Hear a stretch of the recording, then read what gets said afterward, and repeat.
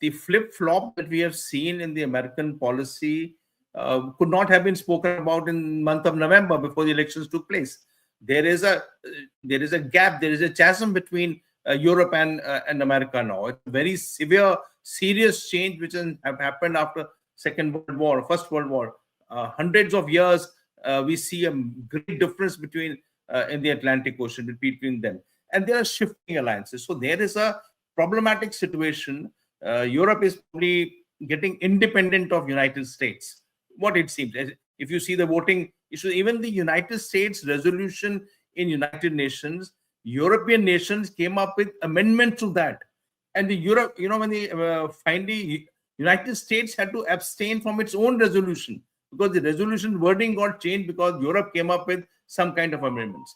So there is a dramatic shift happening in the world here, and we have to accept it. In 1 year, the last year's resolution had about 140 people voting for. This year it dropped down to 93. The world people, the countries are changing their attitude. So I think our policies, what the Prime Minister rightly said, we are on the side of peace. We are also on the side of our own national interests. How can we forget that we have national interests which are important for us to have relations with Ukraine, and also important for us to retain relations with Russia. So, our policies are absolutely correct because nobody knows how things will change. And as rightly pointed out, there is unpredictability here. President Trump's policies are evolving every day.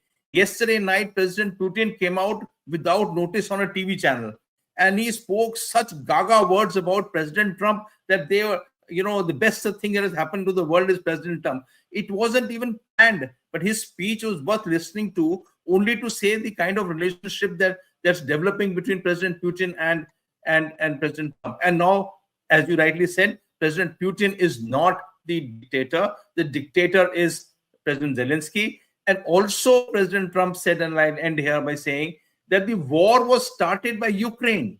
Now, actually, if you go back to history of 20 years, what happens in 90s after Russia came up, and 2008, and you can develop a lot of histories.